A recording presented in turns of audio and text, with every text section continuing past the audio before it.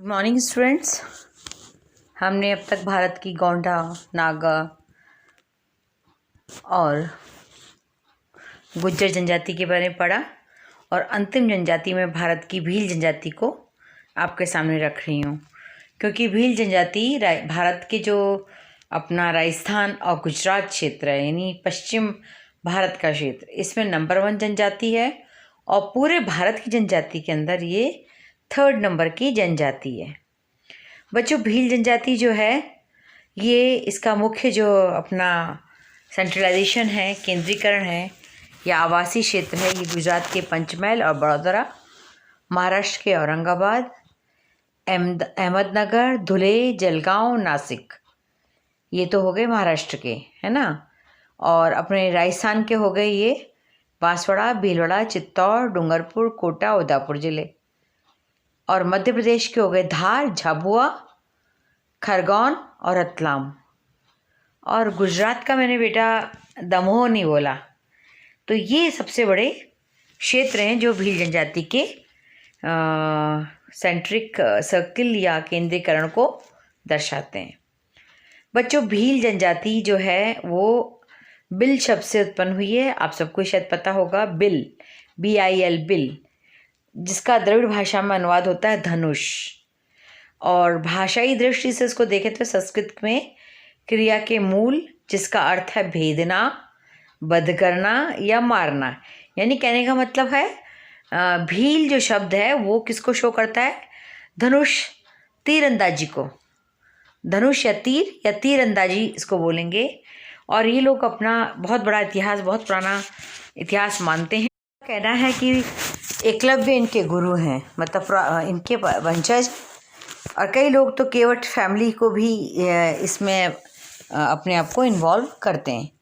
बच्चों, ऐतिहासिक दृष्टि से देखा जाए तो राजस्थान के दक्षिणी भाग डगरिया यानी डूंगरपुर, बासिया यानी बांसवाड़ा, कोटिया यानी कोटा और देवावा यानी उदयपुर, इस पर भीलों ने किसी ज़माने में शासन किया था। इसलिए ये अपने आप को क्षत्रिय भी कहते हैं, क्षत्रिय भी बोलते हैं। और इन्हें जो है सिपाही और चौकीदार भी माना जाता है। आईने अकबरी के अंदर जो अब्दुल फजल हैं, जो आईने अकबरी के लेखक हैं, उन्होंने ये बोला कि बहुत मेहनती हैं, विधि पालक हैं। अब बच्चों, एक सबसे बड़ी बात यहाँ पर GK के पॉइंट ऑफ व्यू से ये है कि 9 अगस्त को जो आदिवासी दिवस है वो मनाया जाता है। किसको? 9 अगस्त को। अब जो मानगढ़ की पहाड़ी है राजस्थान गुजरात बॉर्डर पर, यहाँ ये सारे इकट्ठे हुए और इनको अपने इस जो पहाड़ी है मानगढ़ की, इसमें धुनी रमी हुई है।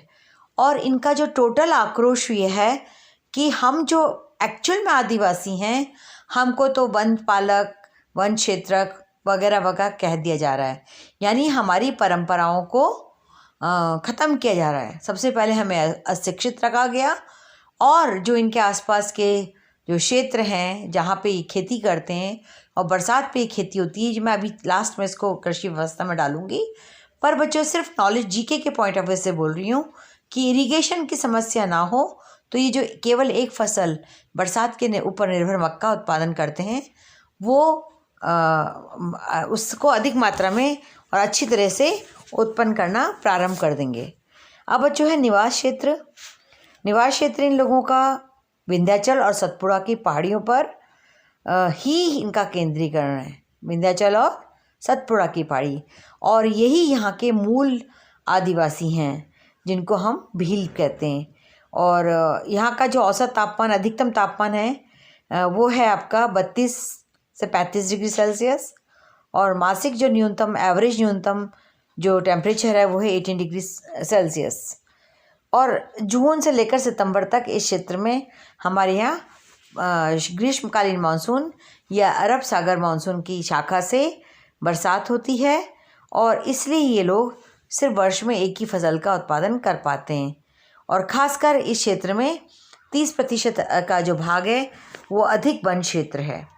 और सबसे अमेजिंग बात एक और है बच्चों, कि जैसे गुजरात की जनसंख्या का 45% जो है ये भील आदिवासी हैं। ये भी एक GK के पॉइंट की बात है बेटा, है ना। तो अब क्या हो रहा है कि ये वनों का कटाव कर रहे हैं, इससे अपर्दित भूमि हो रही है और भूमि का क्षरण हो रहा है। इस प्रकार से बच्चों ये इनका निवास स्थान कहाँ हो गया, लगभग आपका 20 डिग्री से लेकर के और 28 डिग्री के उत्तरी अक्षांश के मध्य, है ना। तो भील कहाँ कहाँ मिल गए, गुजरात में, राजस्थान में, मध्य प्रदेश में और महाराष्ट्र में मुख्य रूप से। ठीक है। अब जो इनकी बस्तियाँ, इनकी बसावट या सेटलमेंट की बात करें तो भील जो हैं इनके भी जनजातीय समूह हैं, पहाड़ियों पे हिल्स के अंदर हैं या पहाड़ियों के मध्य इनकी बसावट बहुत ज़्यादा है। यानी बेसिकली इनकी झोपड़ियाँ जो हैं लकड़ी की बनी हुई होती हैं और उसके ऊपर कई जो बहुत गरीब भील हैं उनके तो लकड़ी की सीधी आड़ी लकड़ियाँ बारीक बारीक खड़ी करके छोटी हाइट की झोपड़ियाँ बना देते हैं। बाकी जो है बेसिक जो है इनका, उसके बाहर मिट्टी के थापे लग जाते हैं, यानी थ्रेशोल्ड होता है और मिट्टी की लिपाई से इनकी झोपड़ियाँ बनी होती हैं और छाई भी होती हैं। परंतु गुजरात के अंदर देखें या महाराष्ट्र और मध्य प्रदेश के जो अच्छे, क्योंकि गुजरात का दमोह जो गांव है ये बहुत बड़ा गांव है भीलों का, है ना। परंतु जो और दूसरे गांव देखें तो ये सारे खपरेलों के हैं। मध्य प्रदेश में और महाराष्ट्र बॉर्डर में इनके गाँव की जो झोपड़ियों की जो दीवारें हैं वो पतले पत्थर की चीपियों से बनाई हुई थी, पतले पतले पत्थरों से तोड़ करके और इस दीवारों को बनाते हैं। तो कहने का मतलब कुल मिलाकर के इनकी झोपड़ी जो है अपने आप में एक संपूर्ण इनकी व्यवस्था या इनकी आर्थिक स्थिति को परिलक्षित करती है। इनका रहने का जो कमरे होते हैं उसके अतिरिक्त ये पशुओं को रखने के लिए और अन्न भंडारण के लिए भी कुछ कमरे अलग से बनाते हैं और सब ये अपने बाड़ों के भीतर रहते हैं। घरों के निर्माण के लिए कभी किसी कारीगर की सहायता नहीं लेते क्योंकि ये खुद ही इन दीवारों को बना लेते हैं। और जैसे कि मैंने आपको बताया कि जो गरीब हैं वो बारीक लकड़ियाँ या सरकंडे का इस्तेमाल अपनी झोंपड़ियों को बनाने में करते हैं। ये अपने घर को बहुत साफ़ सुथरा रखते हैं। जो आधुनिक समय में हम लोग यदि भीलों की बस्तियों को देखें तो उसमें चित्रकारी वगैरह भी बहुत ज़्यादा करते हैं, पर इनके यहाँ जो झोंपड़ियाँ हैं उसमें चूने की दीवार, लाल गेरू की बनी हुई चित्रकारी होती है, यानी जो में जिसे हम वर्ली आर्ट कहते हैं। वर्ली आर्ट मतलब फिगर बने हुए होते हैं। जैसे आपके 2 साल पहले अपने कॉलेज में अपन ने वर्कशॉप कराई थी तो वहाँ पे कुक्कू भाई जी आए थे जिन्होंने आदिवासी चित्र का भित्ति जो है बूंदी डिस्ट्रिक्ट में उन्होंने खोजी और उसके ऊपर उन्होंने बहुत काम किया, तो बहुत सारी गुफाएं उनको वहाँ मिली हैं।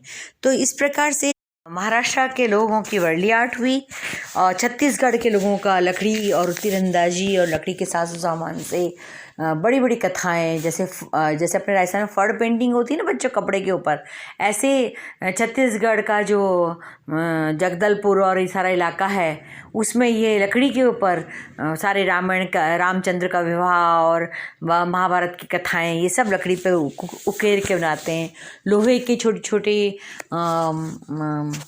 कास्ट करके उनको पिघला करके और लोहे पर छोटे छोटे आदिवासी चित्र, स्त्रियों के, तीरंदाजी, दिए, इस तरह से आर्ट का काम करते हैं।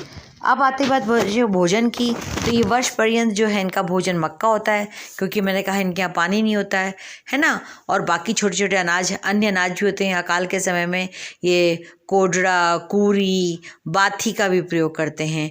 और ख़ासकर इनके जो फेस्टिवल्स टाइप होते हैं, प्रीति भोज होते हैं शादी ब्याह उत्सव के अंदर, तो ये लोग चावल का जो खाना है सोखा बोलते हैं वो भी बनाते हैं। और आजकल तो जहाँ जहाँ पे थोड़ा थोड़ा पानी हो गया है और थोड़ा सा जहाँ बांधों के किनारे ये रह रहे हैं या तालाब निर्माण किया है, कई जो नए पढ़े लिखे लड़के इसमें जुड़े हैं या समाज सेवा या NGOs के जो कार्य हैं उनमें जो तालाब बनाकर इनकी दशा सुधारने के लिए गेहूँ वगैरह उत्पन्न करने लगे हैं और गेहूँ के द्वारा ये अपने अतिथियों का स्वागत करते हैं। बड़ी लापसी ये लोग होली, दिवाली, राखी वगैरह त्योहारों पर बनाते हैं। और ख़ासकर में जो मेन का जो व्यंजन होता है वो मीठा चावल होता है और उबले हुए चने भी ये खाते हैं। कि लापसी जैसे मैंने बोला ना, ऐसे गेहूं के आटे को उबाल करके भी उसके व्यंजन बनाते हैं। और विवाह वगैरह जब होते हैं तो अपने जो भील डूंगरपुर, बांसवाड़ा और गुजरात और मध्य प्रदेश में लगे हुए हैं, तो यहाँ महुआ बहुत होता है बच्चों।